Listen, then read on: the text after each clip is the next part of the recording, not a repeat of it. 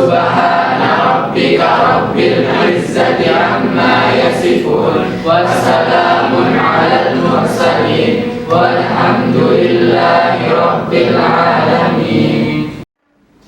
Absen terlebih dahulu. Dilihat dari jurnal kelas ini, alhamdulillah ya, semuanya masuk semua, tidak ada yang dispen. Ya. Ibu lihat juga kelas sudah sangat rapi dan bersih, ya. Jadi kita sangat nyaman untuk mengikuti pelajaran pada pagi hari ini, ya. Alhamdulillah ya. Ya. Oke, cuacanya sangat cerah, ya, secara hati kalian ya. Kita menyanyikan lagu nasional dulu untuk meningkatkan motivasi kita, meningkatkan semangat kita dalam mengikuti pelajaran hari ini. Ya, ayo kita berdiri semuanya.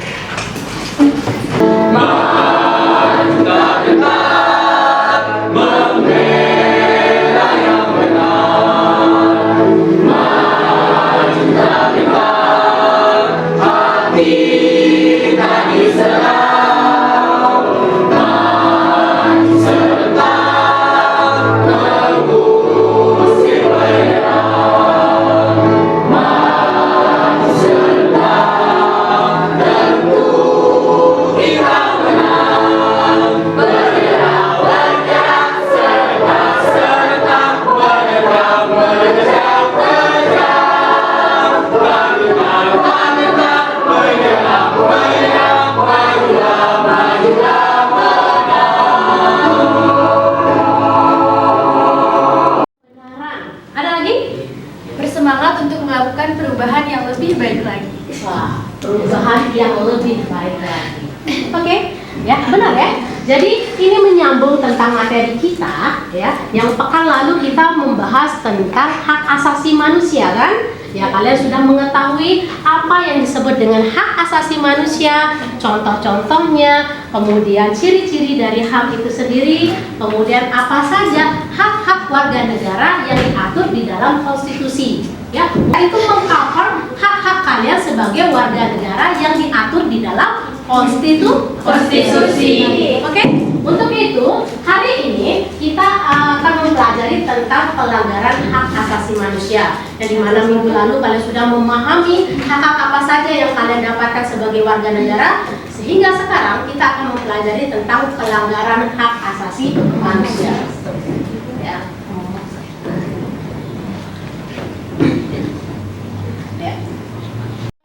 Menjelaskan penyebab pelanggaran hak asasi manusia. Yang kedua, kalian sebagai peserta didik itu mampu menguraikan kasus-kasus pelanggaran HAM di Indonesia.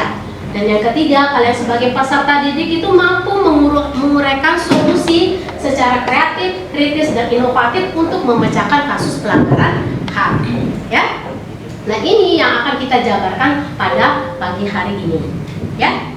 Terkait dengan pelanggaran hak asasi manusia, ya, yang dimana ibu harapkan ketika kalian mempelajari pelanggaran hak asasi manusia ini, kalian dapat mengetahui hak-hak apa saja yang dimiliki oleh orang lain, sehingga kalian sebagai warga negara yang baik itu tidak melanggar hak yang dimiliki orang lain, sehingga tercipta penegakan hak asasi di Indonesia.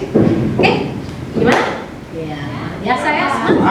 Jadi dalam model pembelajaran yang akan kita laksanakan ini, kita akan menggunakan model pembelajaran PZBL. Artinya adalah model pembelajaran yang dimana kalian sebagai peserta didik itu menggunakan media proyek untuk bisa meningkatkan pemahaman kalian terhadap masalah-masalah yang akan dikaji di dalam kelompok kalian nantinya. Ya. Jadi untuk lebih pahamnya, kita lihat dulu ya tentang ini. Ya, ini tentang pengertian pelanggaran hak asasi manusia di Indonesia menurut Undang-Undang nomor RI nomor 39 tahun 99. Ya.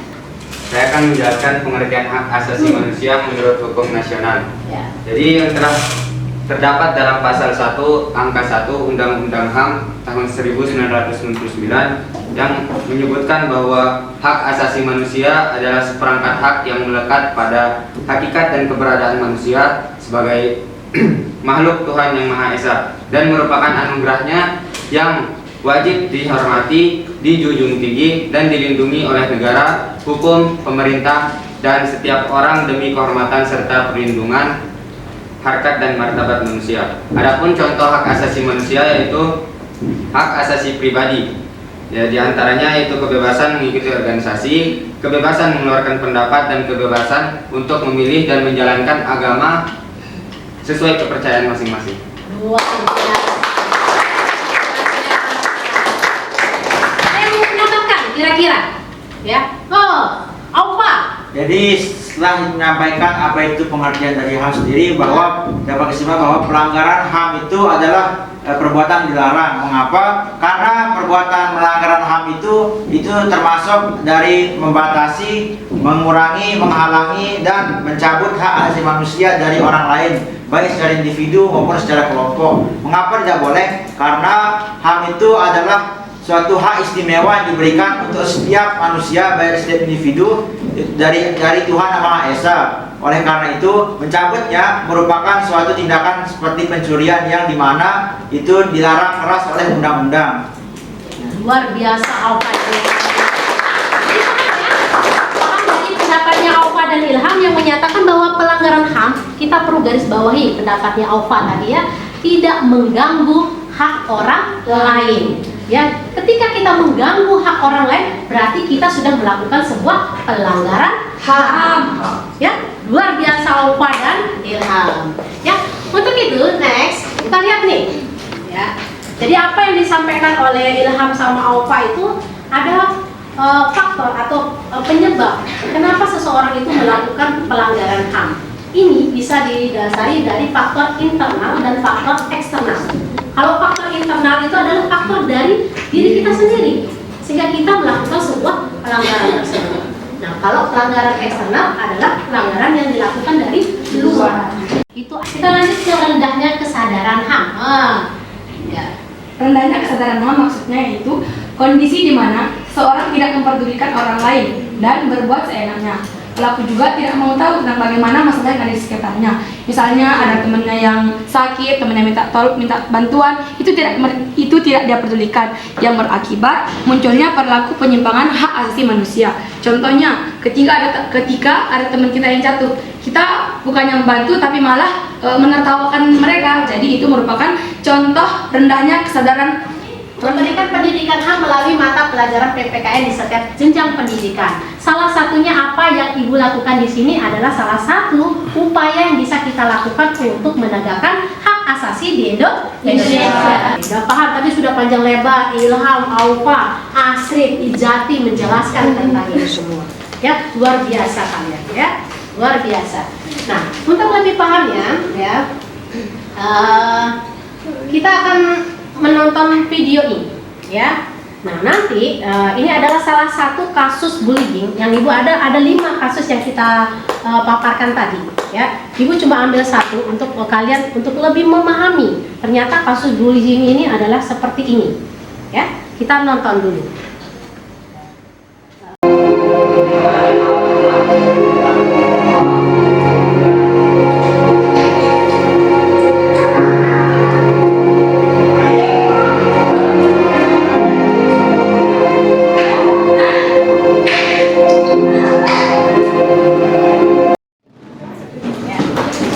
Jadi kalian sudah duduk bersama kelompoknya masing-masing kan? Sudah. Kelompok 1.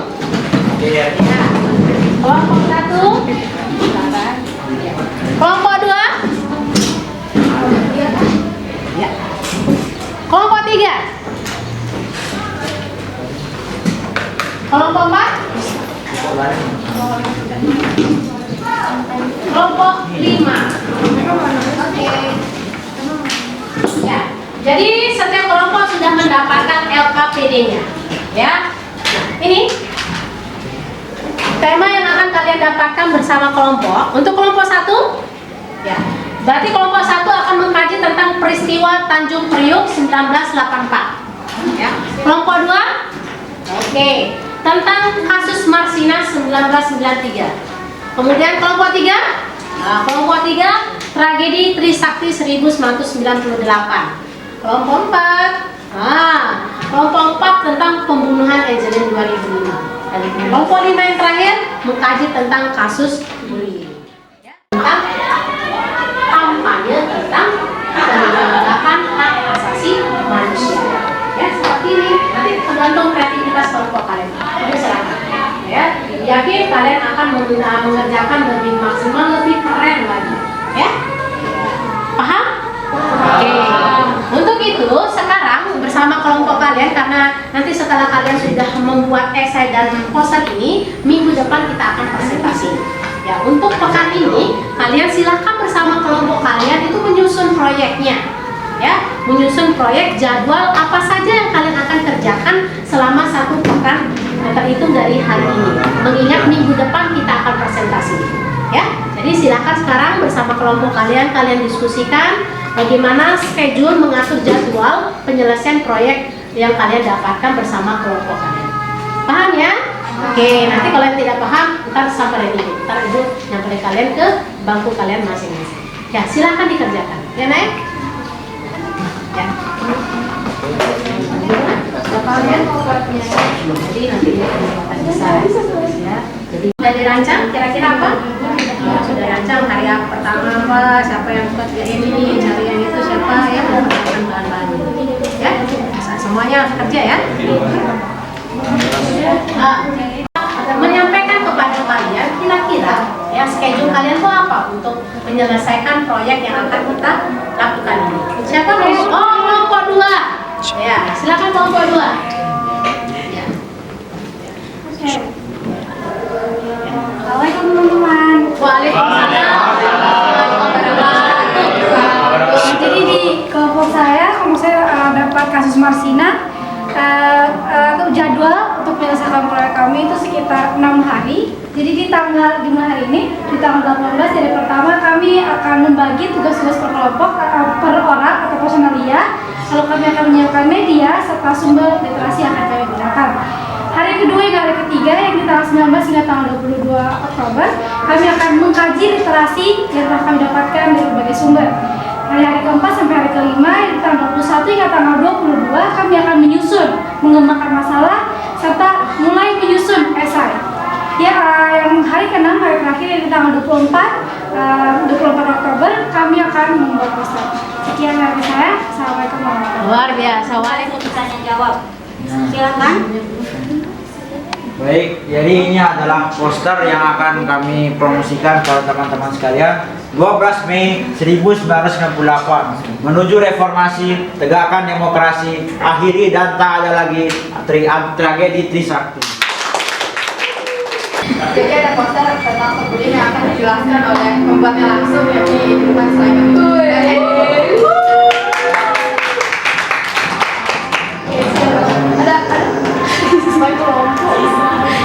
Jadi inilah poster yang kami buat dari kelompok 5, yakni the hashtag bullying is not cool, yaitu stop bullying, defend the bullied. Ya, maksudnya itu kita harus menghentikan bullying ini, baik itu di lingkungan sekitar kita, yaitu stop bullying.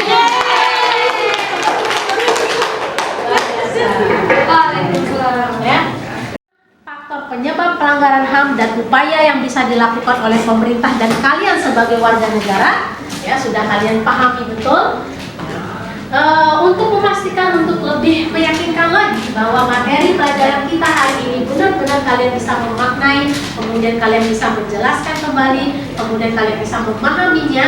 Kira-kira ada nggak satu orang saja yang Jadi kesimpulan atas kegiatan kita hari ini adalah hak asasi manusia itu sangat penting. Hak asasi manusia ini adalah sesuatu yang benar-benar harus kita lindungi, harus kita jaga, dan harus kita junjung tinggi. Ini sudah sangat banyak sekali kegiatan-kegiatan pelanggaran HAM, dan hal itu sangat disayangkan dan diharapkan kepada pemerintah untuk tidak melepaskan atau menyepelekan pelanggaran HAM ini dengan begitu saja dan memberikan sanksi yang setimpal kepada pelaku pelanggaran HAM. luar biasa ya. Berarti hasil ini benar-benar memahami dan ibu yakin untuk materi kita hari ini, dan minggu depan kita akan ketemu lagi dengan materi yang berbeda. Untuk mengakhiri pertemuan kita pada pagi hari ini, mari kita sama-sama membaca Alhamdulillahirabbil alamin. Ya, terima kasih banyak. Sampai ketemu minggu depan. Ihtiram. Salim nah. Assalam.